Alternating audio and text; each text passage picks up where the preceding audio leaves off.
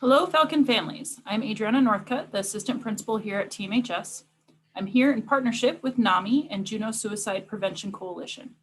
This is the second of a 6-part series about how to improve communication and therefore wellness at home. I thank you for joining me today, Erin and Tina. Would you mind introducing yourselves, your role with NAMI, and the goal of NAMI and Juneau Suicide Prevention Coalition? Tina, would you mind starting us off? Absolutely. Thank you, Adriana. It's great to be here. My name is Tina Diasis Wright. And before we get started, I'd like to do a brief land acknowledgement. We are currently on the ancestral lands of the Akwán and the Taku Kwan. And I'd just like to recognize and appreciate the stewardship that they have had for this land and the relationship to the land and honor that. My Tlingit name is Dachati. I am from the Duktainton clan from Huna. Those are my ancestral lands. And I am the Juneau Suicide Prevention Coalition Coordinator. Happy to be here. Thank you. Aaron? Yeah, hi. My name is Aaron Surma. I'm the director of NAMI Juneau and the Suicide Prevention Coalition. And what we try to do in as many different ways as possible is talk to people in our community about how to promote good mental health.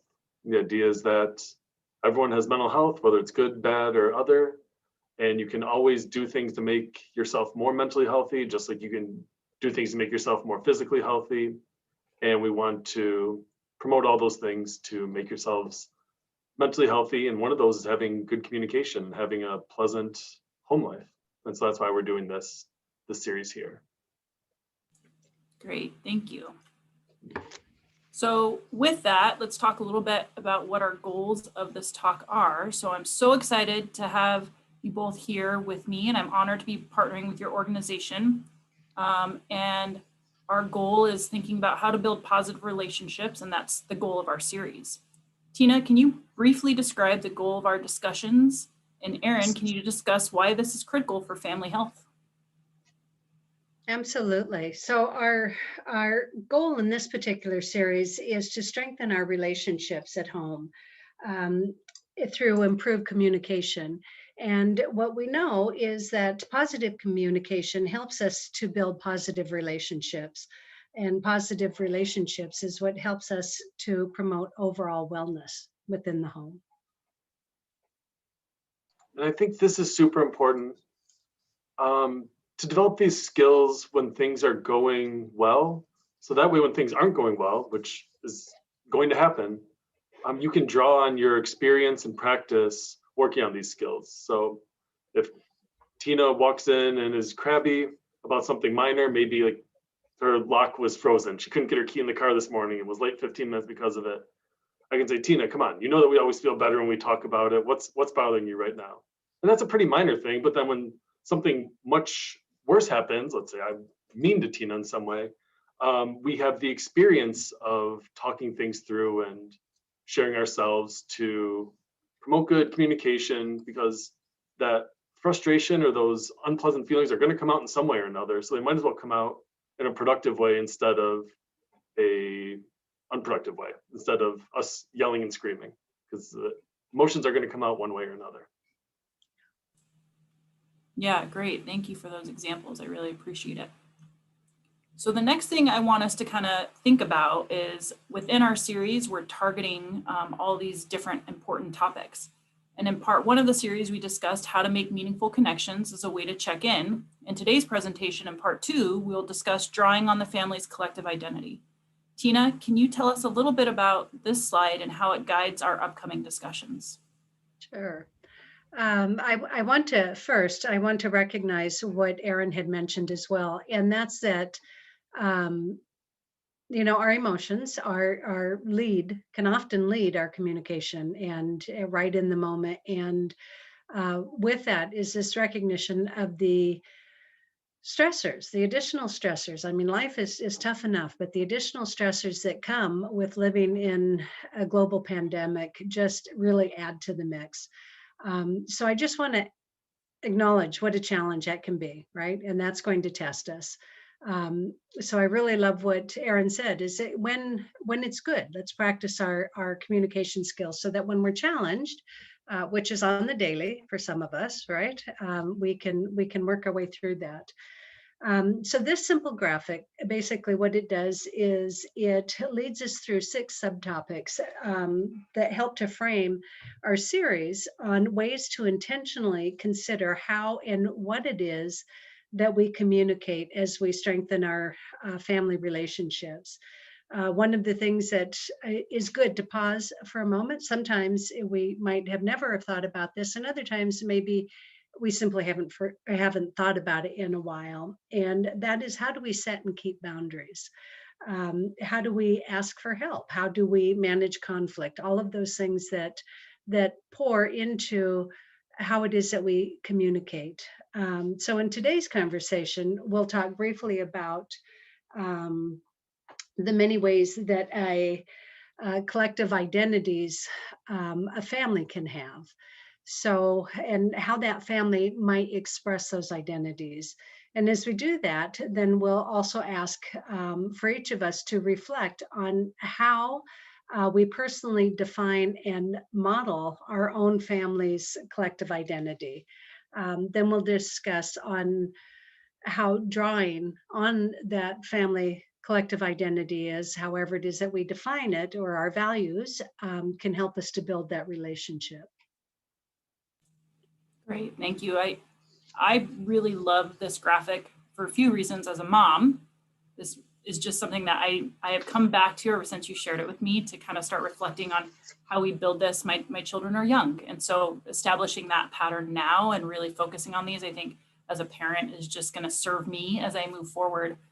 But I've thought a lot about this in my role as an administrator. So not only with my students, but building these relationships with my staff, transitioning from teacher to administrator after being in this building for as long as I have. I think reestablishing this idea with my staff is going to be really powerful. And I think as I move through my career, I can come back to this, because this isn't just with conversations with my students or my kids at home, but as adults, right? This is like honoring each other as adults and establishing these, how to establish these healthy relationships. And so I am finding that this particular graphic is helping me in so many ways, just outside of my own home, but in my career and with people I care deeply for within my career, and how I can establish these really important, long-lasting patterns in how I do things. So I've really enjoyed coming back to it and really thinking about it. So I look forward to continuing to build on all these different components. I think it's going to be really powerful for me personally anyways. So awesome. I think I just want to say, Adrienne, I think that I love that you point that out, because we can forget, and in our closest relationships, and you'll hear me say this over and over again, is that I didn't learn a lot of this until my professional life. And some of these things that might seem like a given in the heat of a moment, or the busyness of raising a family, it's easy to forget. Or as I'm coming in and frustrated and late for a meeting, and I just want to bark at Erin because my door got frozen shut or whatever, right? Absolutely. Yeah. Well, the next piece, I really appreciate this next slide, because I think it's something that it's local, right? It's things that we can relate to. So Erin, can you tell us a little bit more about these local examples of collective identity and how they support improved communication at home? Absolutely. So there's a bunch of different identities that you can have. And everyone has more than one identity, right? You can have where you live based identities. I can be a Juneauite and an Alaskan and an American. Your religion, your race, your sexual orientation, your culture, your hobbies, your passions, all these different things can be a part of your identity. And there's a lot of values that go along with that. So like, as an Alaskan, I feel like I'm a rugged person. And as a Juneauite, I feel like I'm a member of a tight-knit community that cares about one another, right? And there's all these different values that go along with them. And I think two that are common that we see around here are the Southeast traditional tribal values that you see in a lot of the walls of a lot of different places. And that says, these are the values. This is how we show that we are a part of Southeast tribes, right? We do these things. We use humor. We hold each other up. We speak with care, all the different things on that bullet pointed list. The Scouts values listed on the Boy Scout trail out the road. So anyone who's ever walked out there sees a different sign for each of these. If you're a Scout, that means you're trustworthy, you're loyal, you're helpful, you're friendly, all those things listed here. I think that's just like the groundwork that I want to set for this conversation, is that we all have these different identities. And with that, each of those identities comes some values that people in that group, people with that identity share, or at least profess to share. And again, it's not always across the board. I'll bet you there's some Scouts that value kindness more than loyalty, and some members of Southeast tribes that value patience more than speaking with care. But in general, these are the shared values of people with different identities. I can go to the next slide. I can show how that plays out.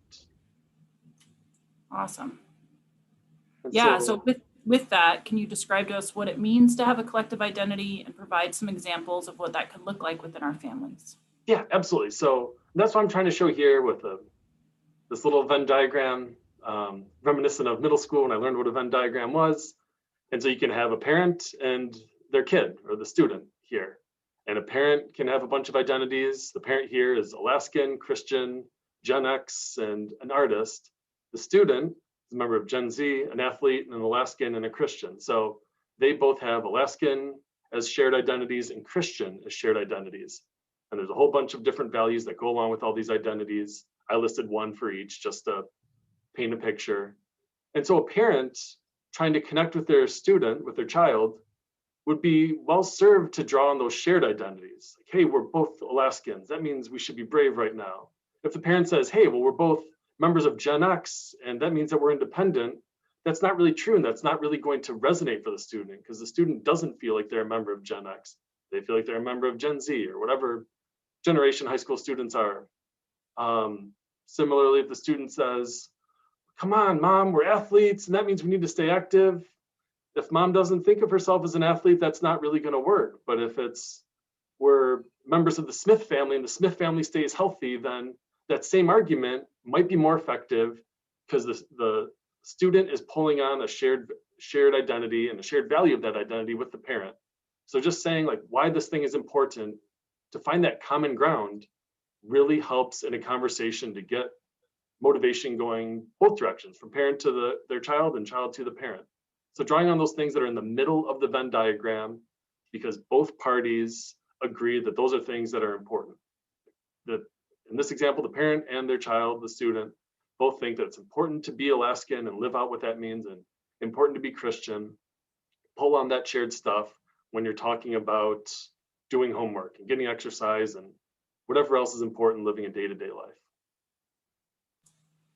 Yeah, thank you, Aaron. And something that really stood out to me, and we'll see here in a few slides about some of the student voice that was shared with us in relation to this topic. But I think the thing that I really value is drawing on those collective identities, but then recognizing the things that aren't collective, so that you can respect that person and know what they value, even if it's not something that aligns with your beliefs. But I think that's so important, and just such a experience for us as we go through, and just acknowledging like everyone is going to have different values, and that's okay. I can still respect them and honor them even if we aren't aligned. So I really like this diagram, really is what resonated with me thinking about that's so important, just to recognize people where they are, even if it's not directly aligned with where I'm at.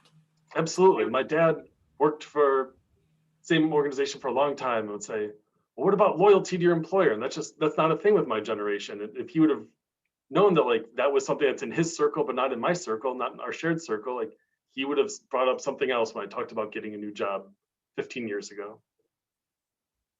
Yeah, absolutely. And the other thing that that diagram makes me think about is that how we belong in our group, that is our first group and our first means of socialization, and how we see the world and how we see ourselves in the world. And so that lets us, one, belong to something, which we know is a huge protective factor, and that lets us have our own autonomy. We get to be ourselves and belong to something. And two really terrific things that we want every child to learn, right? Absolutely. Absolutely. Yeah, thank you. So this slide is, I love this. We spent some time working through this and thinking of different examples of what the action, value, and goal would look like. So as a parent, as an educator, I find it really helpful to think of concrete actions that I can take that can help me build positive relationships. And we have many families that are trying to do that. They're trying to build positive relationships with their teens. So Tina, you mentioned you have 2 children. Did they always get good grades? And can you tell us like how that correlates to this slide? Absolutely. And I just have to tell you, no, they did not always get good grades. And in fact, and we have a pattern between the 2 children as well. The other thing that I think is so important to say is that, and I didn't always handle it well, however it is that I did that. So what I like about this actions, values, goals chart is it kind of, it's only one example, but as a parent, this is what I would do. Here's my action. When there were good grades, I would throw an ice cream party or we'd go somewhere just to recognize that school progress. And the values that we were centering on was our family works hard, right? And that education was important and that we like to do things together to celebrate. Those are real hardcore. And as a parent, it felt like not only my right, but my responsibility to teach some of these things, right? So the goal, of course, was good grades in school through hard work. That was the goal. And then, so, being on my best behavior, and again, I just can't stress this enough, I wasn't always there. When my son would come home with a bad grade, I would ask, and this is on a good day, what happened? And I would listen, right? And then we would work together to solve a problem. I would listen to understand, and these are some of the things that the values that we would learn how to ask for help, and the good grades in school through teamwork and seek helping behavior were the goals. I guess what I want to say, that I think is so important is that there was a time in my family when life was really stressful. My husband had a terminal illness. And I spend a lot of time reacting, right? And not thinking about what the goal was, and really, really going against what my values were in my reaction. I would yell, he'd be grounded. They came up with a new word, groundation instead of vacation, right? And the whole neighborhood knew about it. And I was the meanest mom on the block and all of that, right? So, but the thing that pangs me is that until I got help, and I went to see a counselor on my own, as well as working with the school counselor, is that the messaging that I was sending was that failure isn't okay, or that it's not okay to admit that it's difficult to solve a problem. And there was a point that out of fear, that my son was trying to alter his report card, right? Because he just didn't want to be grounded. And so, and of course, that is, as a mother, that is not at all what I wanted to send. So I appreciate this. I am so sorry. My phone is going off. I apologize. What I really wanted to point out in this is that when we think about what the goal is, we can work backwards, right? If we know that the goal is to get good grades in school and to work hard, and then we want to add on to that through teamwork, right? And help seeking behavior, we can resolve that. So thinking by, okay, well, what is the goal? And then in the values. So is the value that I want them to believe failure isn't okay? For some folks, that might be, right? Failure is not an option. That might be, right? But whatever it is that your value is, be clear on that. Know what your value is, and then work backwards. Here's the goal, right? And then work backwards, and then decide on your action. Yeah, thank you. I really appreciate this. And I think that the thing that really stood out to me is that naturally we find those celebrations, we naturally have a pathway for all the good stuff, right? But it's when those challenges, are in front of us that sometimes we lose our way a little bit. So I think having that collective identity already established and having worked through this as a family so that when those challenges arise, we have a nice path. Like there's no surprises for my child. There's no surprises for me in terms of like, hey, we have a process that we're going to work through. And it's not always going to be neat and tidy and pretty. And I'm not always going to do it right as a parent. I know that. But at least I can come back to this, reflect and say, okay, how am I going to do better the next time? And I think that's the key, right? As parents, as an educator, as a colleague, I'm like, I don't always do it perfectly at work either. And I want to do better each time to make sure I'm building these healthy relationships. So yeah, I love these examples. They're really powerful. I think too, something else that you're saying, Adriana, is that it's important to remember when you catch somebody doing something good. You might know about it, but we might forget in our busyness, or maybe it's not something that we need to hear about when we've done something right, and so taking that time to celebrate, if that's something that you want to do, if that's something that you identify as a value of yours, and then building that tradition within your family. So if it's missing, you can build it. Absolutely. Yeah. Well, and that leads perfectly into kind of our next component here. So something that we, as part of the series, we're really committed to infusing student voice and perspective into our process, because as adults, we can have these conversations all day. But once our children and our students are involved in this process, it's true. It's really meaningful at that point. So for this presentation, I asked one of our student leaders here at Thunder Mountain to give us her thoughts on this topic. And so I really appreciate her insights that she provided us. So Devin Moorhead is, like I mentioned, a TM student. And some of the things that really stood out to me in my interaction with her that I put up here, some pointers she had for us as adults to consider, is that parents and guardians can't expect the student to always reach out when something's wrong or bothering them. And kind of a direct quote from her was, sometimes waiting for the student to go to them is like closing the barn door after the horses have already left. And I loved that in terms of, and I think Tina, you nailed it. We get so busy that sometimes we're not as observant as we could be.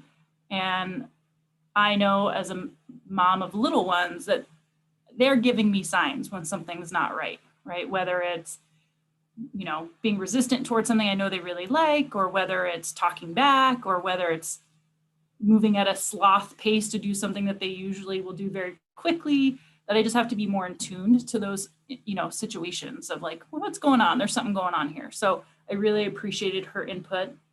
Another thing she mentioned was be patient, but also be observant and engaged in their lives. So hands-off approach, but also observant approach. So it's that fine line, especially with, youth, that they want that independence, but yet they're still seeking us to help guide them in lots of circumstances. Having a specific time scheduled, mentally set aside, not just done as a courtesy, establishes a time where the student knows their trusted adult wants to hear from them. And I think that, and I know in our last part one, we actually talked about this, is like scheduling it, making it part of your daily routine is so important. And her statement was, as a teenager, it's easy to justify not sharing anything personal by saying that others have more important things to do in their lives. During this time, limit scenery distractions, limit distractions in general. Like a car ride, for example, can be a perfect time to schedule real talks, as there's nowhere to run and nowhere to hide.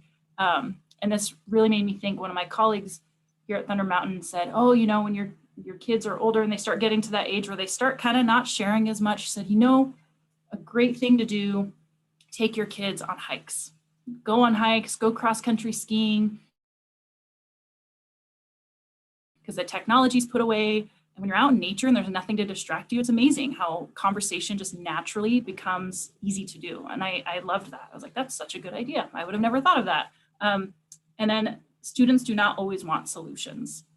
And I really appreciated that she gave her personal experience in this specific topic, is that She said, personally, nothing shuts me down faster than one of my parents trying to fix my problems when all I need or want is to vent my frustrations.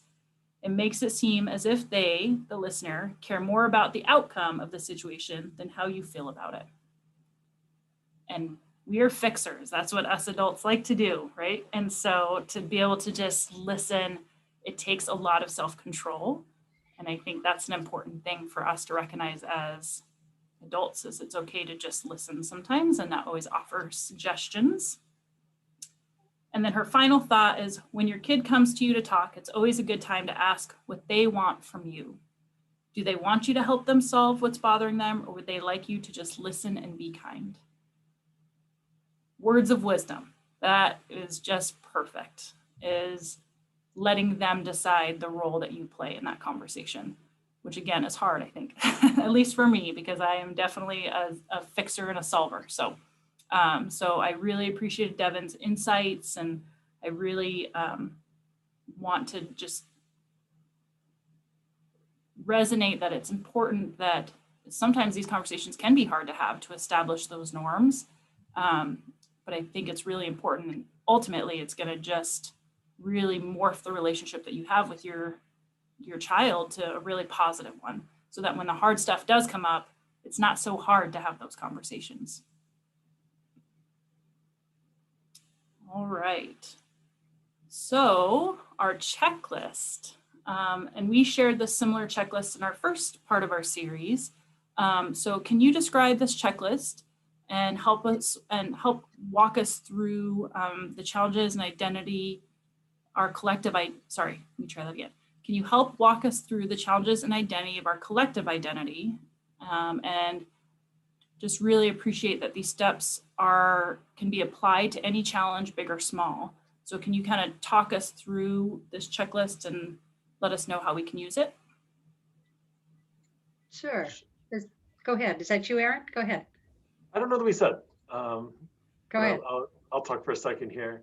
So yeah, I think, and like the slide that we showed where Tina talked about the action, the value, and then the goal, that can go in any direction. Like sometimes you start with a goal, sometimes you start with an action and you're not really sure why you had that action, but it felt right. And so this checklist can go in a couple different directions. We wrote it down here to start with a goal in mind. Maintain a clean house, get good grades, eat healthy food, get enough exercise, whatever it is. And then define the shared family values that lead to that goal. Like, well, we're Alaskans, so we keep things clean, or we are part of whatever group and we do this other thing. We have this cultural identity, and as such, we take care of our elders. So go visit your grandma this weekend.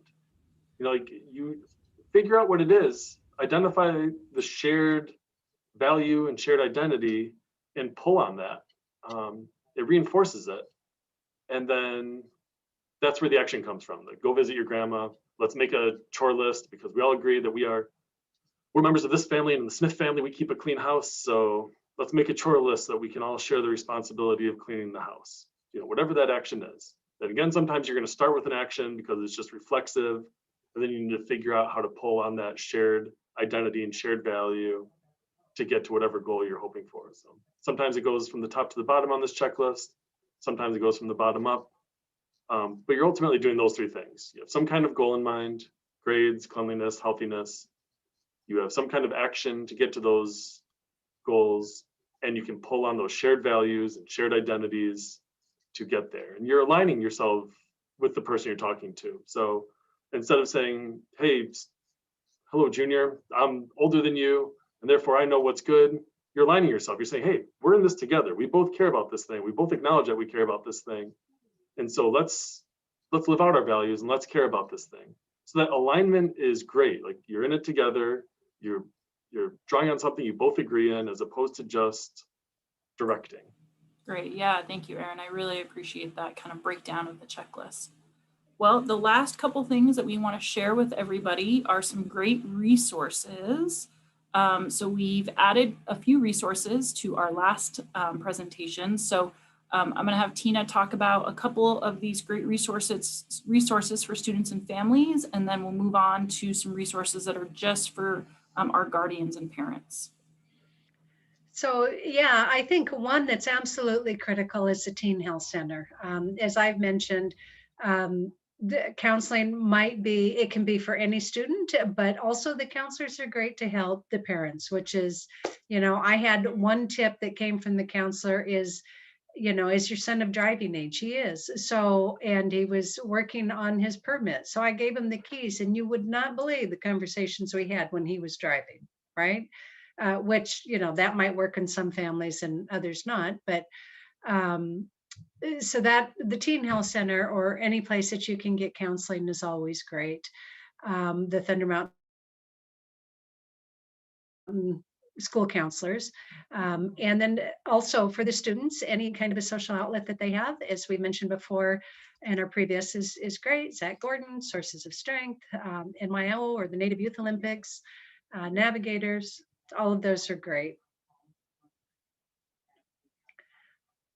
The other thing that we really want to point out, and this one is new as being presented in this series, is that the NAMI Basics has a 6-session online education program for parents and caregivers of other family who provide care for youth ages 22 and younger. So certainly through your youth who are experiencing mental health symptoms. Another one is the Al-Anon family group. And Al-Anon members are people just like you and I who might be worried about someone with a drinking problem. And that again is for multiple age groups. Parenting classes can be found in Rock Juno, Raising Our Children with Kindness. And if you go to rockjuno.org, there's a list of some of those resources that are available to us.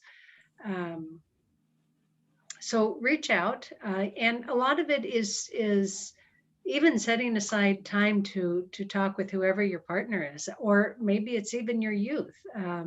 I was really impressed by what the youth had to say. We spend a lot of money sometimes when it's just the listening, and trying to be in that relationship and to have that good communication and being in that alignment.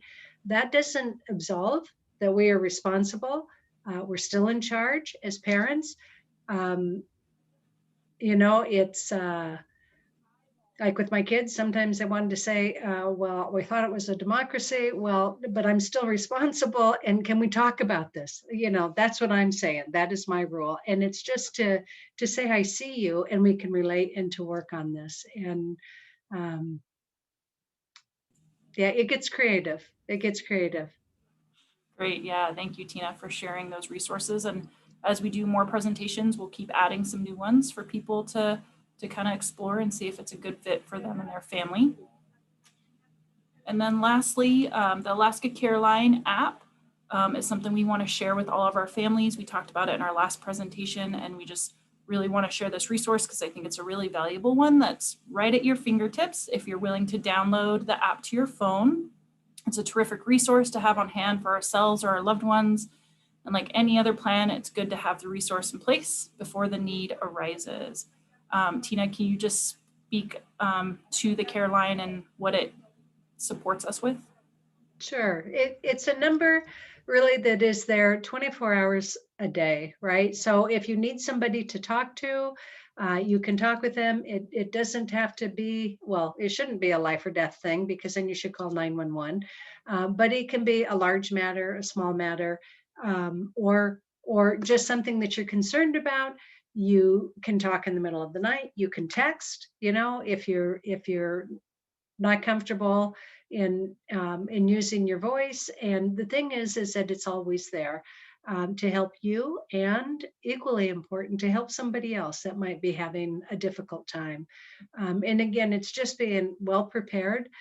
The other thing that the Care Line can do is to direct you to another resource, something that maybe there is a class or somebody that you want to see or a counselor, but it can just help you to get connected.